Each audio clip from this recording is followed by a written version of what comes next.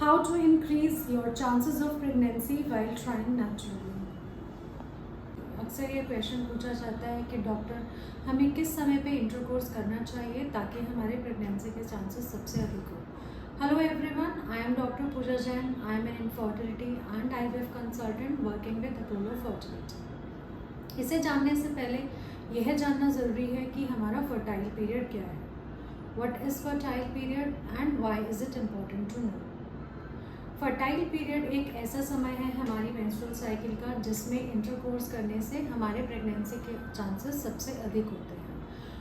आप लोगों को यह ध्यान रखना है कि अगर आपके मेंस्ट्रुअल साइकिल्स रेगुलर हैं, फॉर एग्जांपल अगर आपके पीरियड्स एवरी 28 डेज में आ रहे हैं तो आपका ovulation, that means the process of release of egg, it happens 14 days prior to the date of expected menses. अगर आपके पीरियड 28 डेज में आ रहे हैं तो आपका ओव्यूलेशन 14th डे को होगा. अगर आपकी साइकिल्स 30 डेज ड्यूरेशन की है तो आपके पीरियड्स, आपका ओव्यूलेशन प्रोसेस 16th को होगा. If you have 32 days cycle then your ovulation is going to happen on 18th day.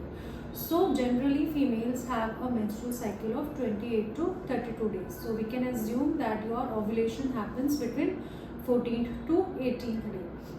So sometimes it gets difficult to know exact date of ovulation, so usually we give a window because the life of egg, it is around 24 to 48 hours and the sperm stays in the reproductive system for around 5 days. So अगर आपका ovulation 14th day को हो रहा है तो आप उससे 4 to 5 days before and 2 to 3 days later, if you have your relationship with your partner, it may be on daily basis और ऑल्टरनेट बेसिस, तो आपके प्रेगनेंसी ठहरने के चांसेस सबसे अधिक होंगे. अगर आप अपने पार्टनर के साथ रिलेशनशिप में अपने फर्टाइल विंडो और फर्टाइल पीरियड के समय रहते हैं तो आपके प्रेगनेंसी के चांसेस सबसे ज़्यादा अधिक होंगे. लेकिन अगर आपके इरेगुलर साइकिल्स हैं, आपको PCOS है, हार्मोनल इम्बैलेंसेस हैं, तो ये कैलकुलेशन एग्जैक्ट तरीके से हो सकता है काम ना करे. If you have any query or doubt regarding this topic, you can put a comment below.